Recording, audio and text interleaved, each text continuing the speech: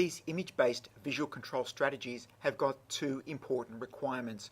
One is to reliably find the points on the target object, and by reliably means every single frame as the object's moving or the camera's moving, we need to be able to identify the same points on the target object. The second problem is to determine which point is which. This is what we call the correspondence problem. So in the case of our triangular target before, we need to determine which point in the current view corresponds to which point in the desired view.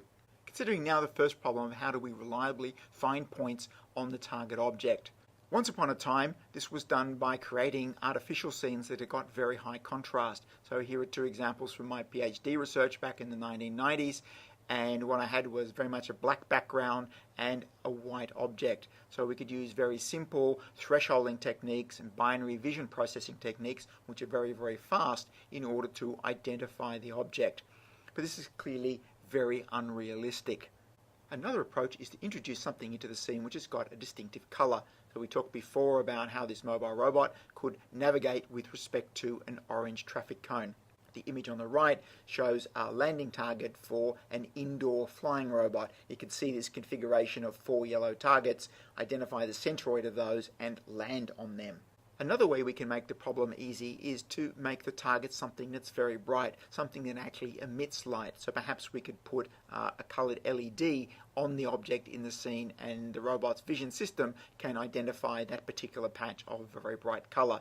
By using a bright color, it makes it easier to segment. Another approach is to put some kind of pattern on the object, and here we see a number of patterns that are used for localization.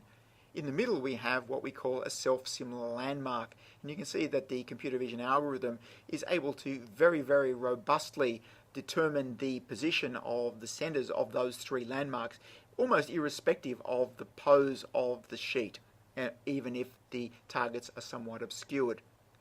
On the left we see some related landmarks, this time using vertical lines rather than circles, which are used in that particular robot to identify the location of the crucible so the robot can pick it up. We could also use QR codes as shown here on the right. We can compute the centroid of the QR code. It's a very unique pattern, but the QR code also contains a number of bytes of information. Oftentimes these are used to encode URLs in advertising. So this QR code has got a position, but it's also got some information associated with it. Related to QR codes is another type of code called an AR code, or an augmented reality code, and they can be used to label objects in the 3-dimensional world.